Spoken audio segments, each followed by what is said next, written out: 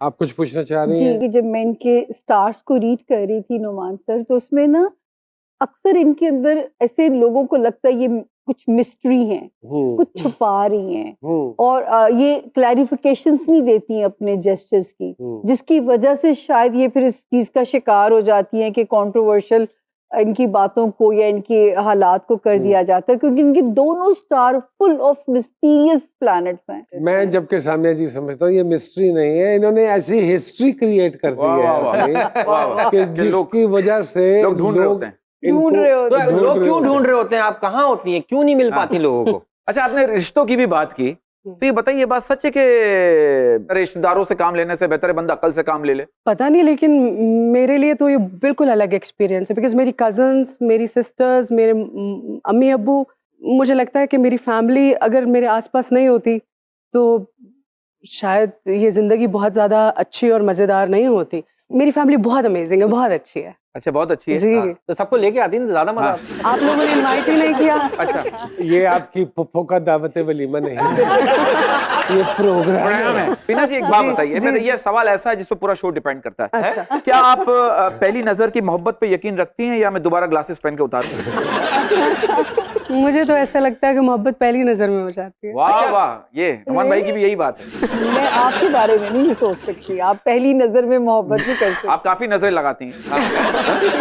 Ji sir, over to you. मैं कुछ बातें नहीं सर, आप कर लें। एक इंटरनेशनल प्लेटफॉर्म पे आपने बहुत काम किया है और हमसाया मुल्क की अगर हम बात करें तो बिग बॉस एक बहुत बड़ा उनका एक प्रोजेक्ट है जिसपे हर साल बेइंतहा फॉलोइंग होती है। उस सारी इन्वायरमेंट से क्या सीखा वीना जी आपने? क्या वो टफ था? आई थिंक वहाँ पे बहुत कुछ सीखने को मिलता है। You actually get to know your self.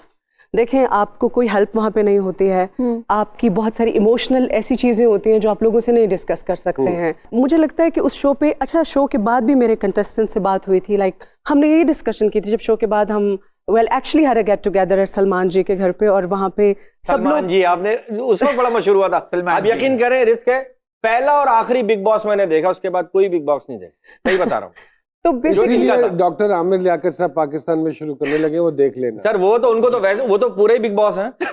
हमारे सलमान जीते हुए और उसके बाद हमने यहाँ शुरू किया, वीना जी, नौमान जी, सामिया जी। जी। तो बेसिकली हमने यही डिस्कस किया था कि मुझे लगता हम सब का यही विजन था कि शायद इस जर्नी में या इस घर में लोग अपने आप को बहुत ज्यादा डिस्कवर करते हैं बाहर की दुनिया से ज्यादा। It has been a beautiful experience. हमने बड़ा एंजॉय किया, बहुत अच्छा शो था। Great.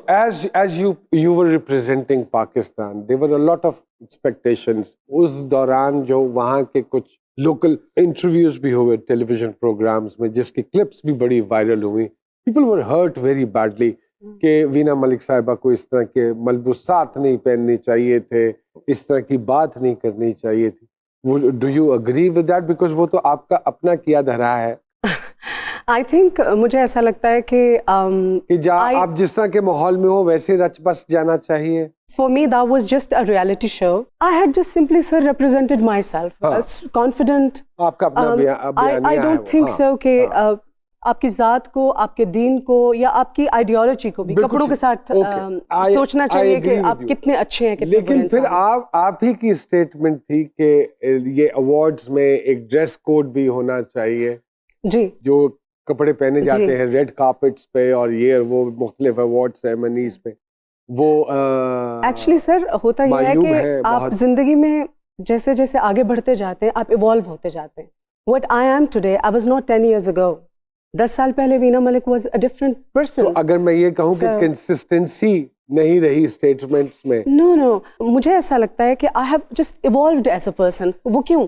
वो इसलिए कि I had realized, जैसे पहले मैंने कहा कि अगर एक आर्टिस्ट को आप क्रिटिसाइज करते हैं, आज भी हमारे यहाँ शोज होते हैं, लोग सेलिब्रिटीज को गालियां दे रहे होते हैं, तो ये तो स्टेट की जिम्मेदारी है। आप एक पिटीशन साइन कीजिए, आप इमरान खान साहब को कहिए जो इस वक्त के प्राइम मिनिस्टर हैं कि आप हमें ड्रेस कोड दीजिए ताकि हम उसको फॉलो करें। वो तो कहेंगे घबराना नहीं। Nobody is allowed to। अभी भी मैं ये कहती हूँ कि जितनी भी लड़कियां हमारी मॉडर्न कपड़े पहनती हैं, they should not be brutally criticized. Why? Because हम अपनी यूथ को, अपने यंगस्टर्स को गलतियां करने ही नहीं देते हैं। तो फिर वो सीखेंगे कैसे? या आप उनको एक ट्रैक दें कि बेटा आप, ये आपका ट्रैक है, आपने से राइट लेफ्ट नहीं जाना, अदरवाइज आपके ऊपर चार्जेस होंगे। या अगर ये नहीं होता है हाँ। तो let them make mistakes. I had made mistakes. What if I was not alive today? मैं कैसे सीखती? I am a better person today. Probably आज मैं बहुत सारे लोगों के लिए एक इंस्पिरेशन हो सकती हूँ. लेकिन एक वक्त ऐसा भी था सर कि I was not sure that I will be alive. बाकायदा मेरी असैसिनेशन का एक प्रोग्राम बनाया गया था. ओह। तो अगर मैं नहीं होती आज यहाँ पे, अल्लाह ताला ने मेरी जिंदगी नहीं लिखी होती, तो कैसे पता चलता कि इंसान वक्त के साथ साथ ग्रो करता बदलता है, कैसे? इवॉल्व करता वाह, है, वाह, वाह। सीखता चेंजेस है. क्या आती हैं, ट्रांसफॉर्मेशन जी। क्या होती है? तो मैं समझती हूँ कि हमें अपनी यूथ के लिए, यंगस्टर्स के लिए थोड़ा सा लीनियंट होना चाहिए, इतना ब्रूटल नहीं होना चाहिए. इतनी नजरियाती वीना मलिक पहले नहीं नजर आई नहीं, कभी। वाह वाह वाह, बड़ी अच्छी बातें कर रही हैं. अगर मैं ये कहूँ कि मैं आज की वीना मलिक कल की कोई सियासतदान देख रहा हूँ तो एम आई रॉन्ग और राइट? मेरी अगर अभी आप मुझसे पूछें तो I have zero intentions to get into politics. लेकिन आपकी गुफ्तगू में वो चीज झलकती झलक है रही है, जो कि सही बात। लीडरान में होती है more or less। हाँ जिस तरह वो बोल के मुकर कॉन्फिडेंटली जाते। जैसे वो बात करते हैं। नहीं मैंने बोला वो बहुत से सियासतदान है ना, नहीं, वो सियासतदानों को कह रहा है कि क्या? बोल के मुकर जाते हैं. बोल के हाँ, वो ये तो जो बोल के बोलती है वो करती करती हैं. हैं. हमारे एक डाकिया भाई हैं वीना साहिबा, वो किसी न किसी का पैगाम लेकर आते हैं, हमारे प्रोग्राम में आके सुनाते हैं और हमारी कोशिश होती है कि वो जहाँ जहाँ उसकी जरूरत है वो पहुंचे। अगर आपकी इजाजत हो तो हम बुलाएं जरूर. शरोज साहब, तशरीफ लाइए जी। अस्सलाम वालेकुम। वीना मलिक साहिबा नीड्स नो इंट्रोडक्शन।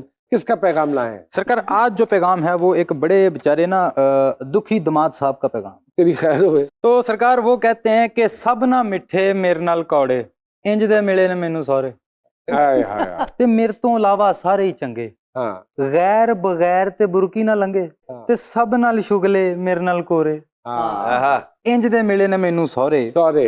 ते जीवन मेरे सौरा जी, मूंह नहीं लांदे भोरा जी, हाली ਉਹਨਾਂ ਦੇ ਦਿਨ ਨੇ ਥੋੜੇ, हाँ आहा, इंज दे मिले ने मैनू सारे, सॉरी। ते ਤਿੰਨ ਨੇ ਮੇਰੇ ਸਾਲੇ ਜਨਾਬ, ਤਿੰਨੋਂ ਹੀ ਮੇਰੇ ਤੇ ਲੱਗੇ ਸਾਹਿਬ, हाँ वाह, ओए होए। ਹਰ ਕੋਈ ਮੇਰਾ ਖੂਨ ਨਚੋੜੇ, Oh हाँ my God. आहा, हर ਇੰਜ कोई ਦੇ में। ਮਿਲੇ ਨੇ ਮੈਨੂੰ ਸੋਰੇ, सॉरी। ਓਏ ਹੋਏ ਅੱਲਾ ਬਖਸ਼ੇ ਸਾਸੂ ਮਾਂ, ਗੱਲ ਕੋਈ ਆਣ ਨਹੀਂ ਦਿੰਦੇ ਠਾਂ, आहा, वाह वाह। ਗੱਲ ਕੋਈ ਆਣ ਨਹੀਂ ਦਿੰਦੇ ਠਾਂ, ਦੁਆਵਾਂ ਮੰਗਦੀ ਪੈਣ ਵਿਛੋੜੇ, हाँ आहा, ਇੰਜ ਦੇ ਮਿਲੇ ਨੇ ਮੈਨੂੰ ਸੋਰੇ, सॉरी।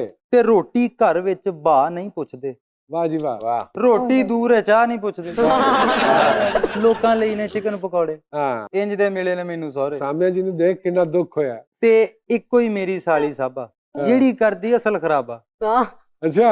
ਉਹੀ ਚਾਹੁੰਦੀ ਰਿਸ਼ਤਾ ਤੋੜੇ, हाँ।